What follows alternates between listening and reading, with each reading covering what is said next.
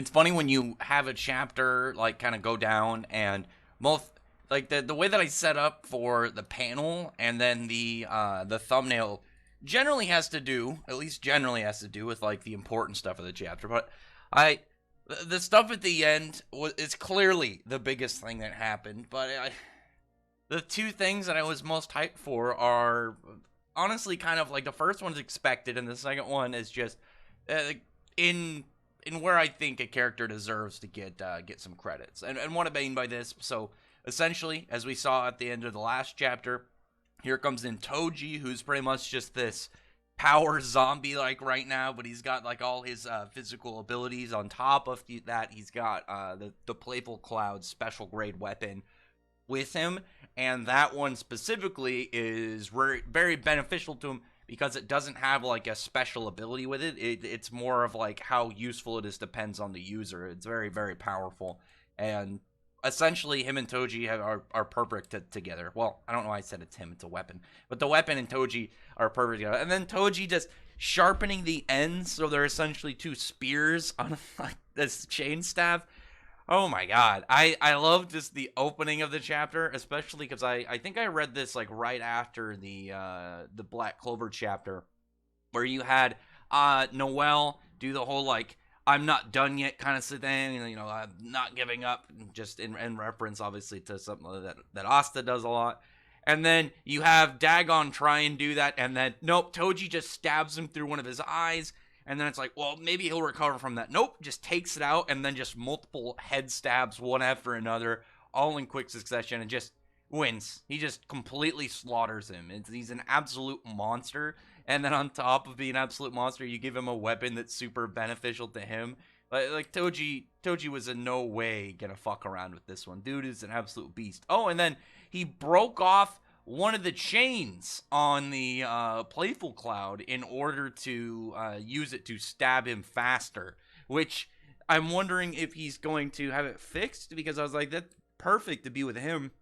But if he just abandons it, then it'll be like, well, what are they going to do with this weapon? Is it going to be repaired, or like what's he going to do?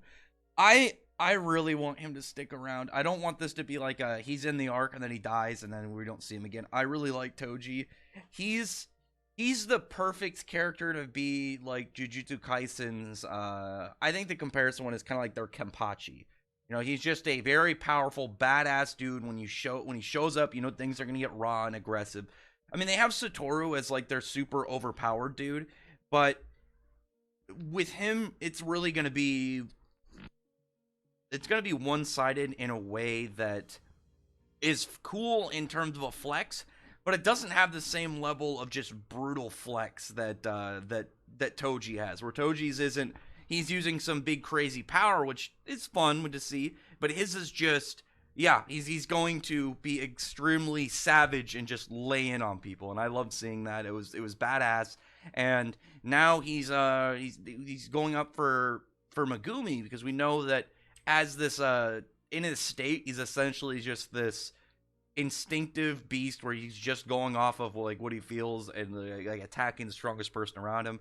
I'm guessing he goes for Megumi because I'd put Megumi above Maki, but also Maki is damaged, so I think that's for sure of like why you would go from even if they're like comparable.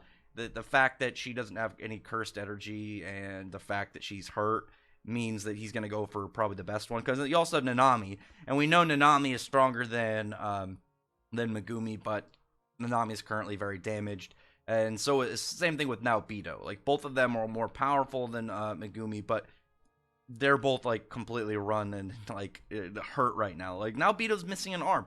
I'm curious to know if there's going to be a way to get him his arm back, because it's one of those like losses that it's like, okay, yeah, we can reattach or make a copy or something, or it could just be like, yeah, you have one arm now. I feel like they're gonna need to fix him based off of like what we find out about his abilities and stuff.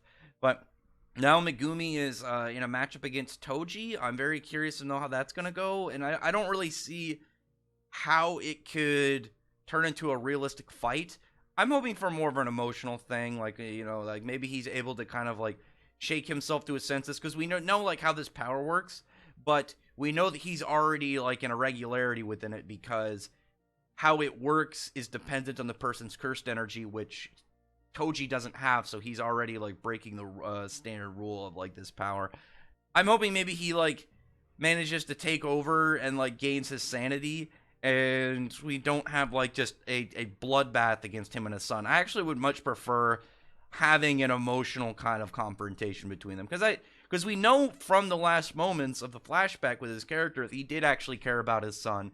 He was just trying to kind of get away from him because he knew that he was going to lose him at some point. So he was trying to kind of like cut off that emotional tie of his own accord and not like just watch him be ripped away when the time comes from the Zenin clan taking him. Pretty sad stuff. I'm really looking forward to seeing where his character goes. I like him a lot. Toji's definitely one of my favorites in the series. But after that point, we get back to the other characters that are there, like Maki, and you got Naobito and Nanami, and you have Dagon defeated.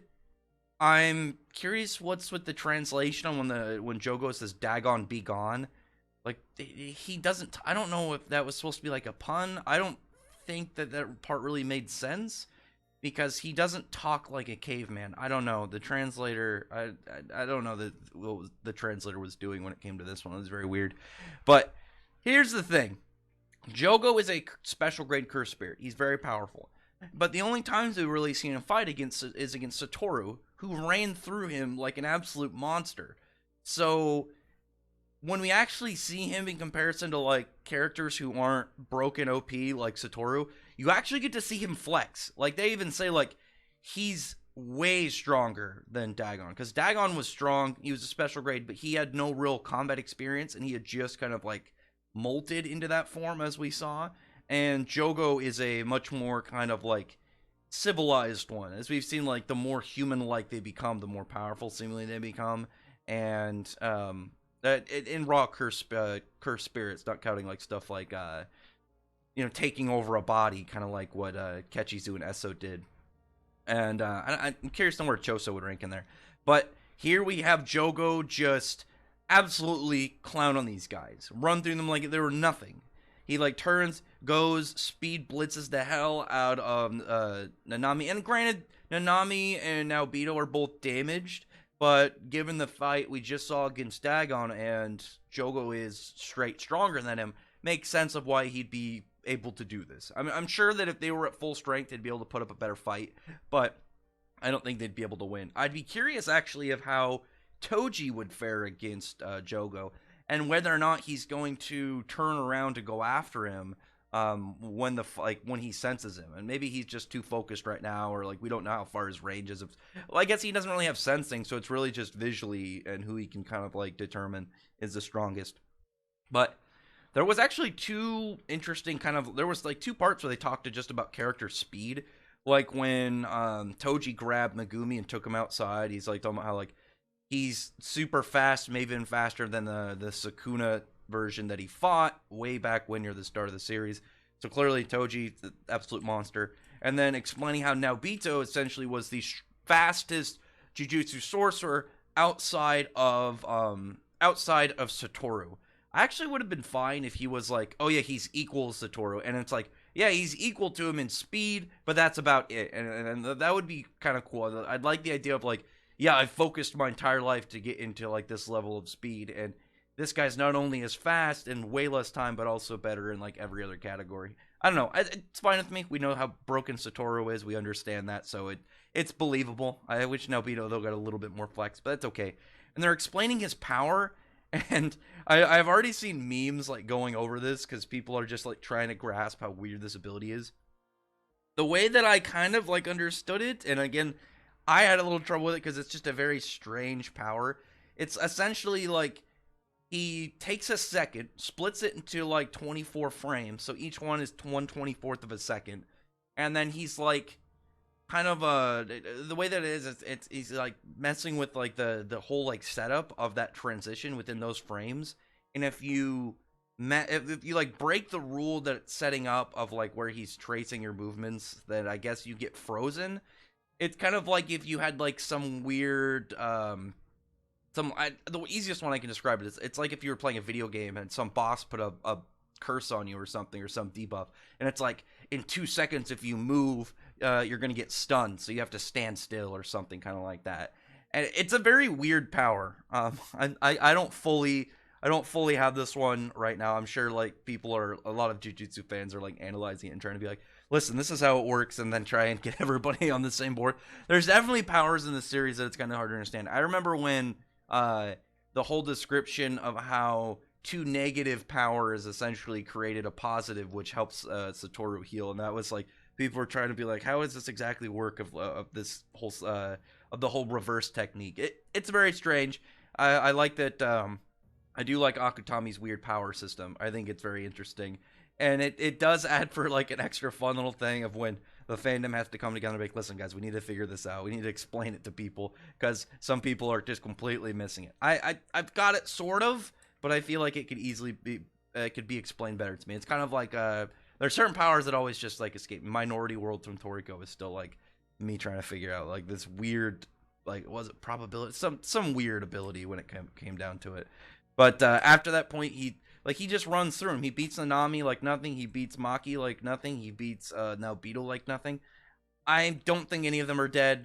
I absolutely don't think any of them are dead. Especially Maki, because he does like a big volcano hand blast on Nanami, like direct big flaming wave. On Maki, it just looks like he just set her on fire. And then when it came to Naobito, there's like two volcanic like little eruptions directly on him. I don't think any of them are dead. I think they're definitely like out of commission though. And like I said, I really liked seeing this character who we've seen since the start. Like, Jogo has been in the series since the beginning, and the first time we really saw him fight, it was how cocky he was and how he just got like his shit pushed in by Satoru. And now we're finally actually seeing like his strength in comparison to people that aren't, the paragon of their whole world. It actually like manages to put him as like, yeah, he's a intimidating and serious antagonist and bad guy. The only reason that he wouldn't seem that way prior to this is because he like both times he fought was against Satoru, who just like dominates like people at his level horrendously. He ends up leaving. I think the fact that he left, like, he won't have finished the job, and like these guys are gonna survive, and it'll be way more fair of them living instead of just like he beats them up and then leaves, as I feel like otherwise he would have just made sure for the kill.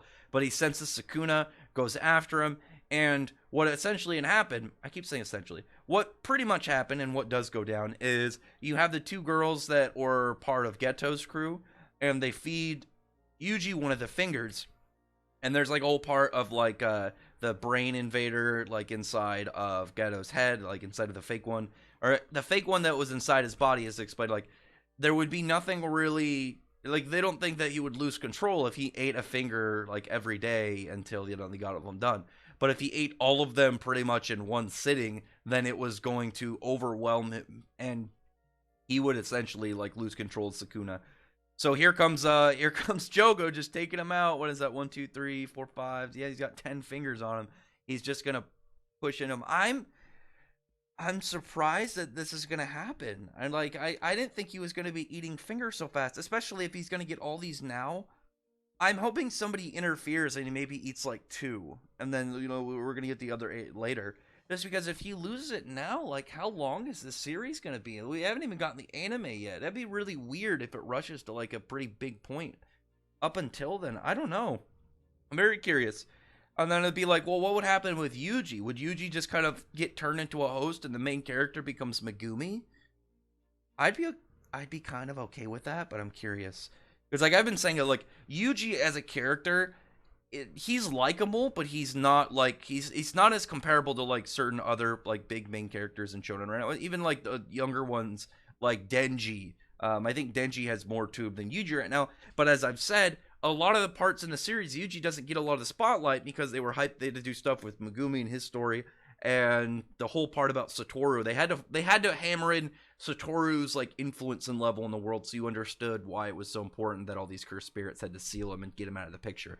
And then I was like, well, we'll finally start to get stuff with Yuji in the spotlight as the main character. And it looked like we were. So I'm wondering if it's gonna switch him, because if he loses control, I don't know how he's gonna stick and continue to be the main character.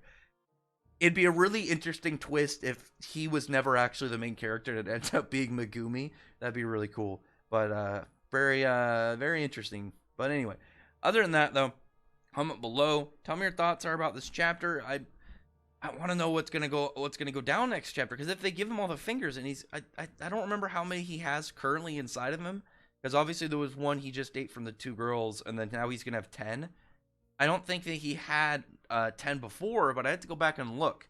I had to go back and look at some other chapters. If you know how many he was eaten before this chapter, just tell me, because I know, like, obviously there was the first one, and then I think there was one in chapter 2. I'd have to go back and look. Like I said, there was at least a good couple in there, and then one this chapter, and seemingly 10 in the next chapter. But anyway, other than that, comment below, thumbs up video, before the like button, subscribe button, and check out my other videos. Other than that, I appreciate everybody's already subscribed, and thank you all for listening. Bye.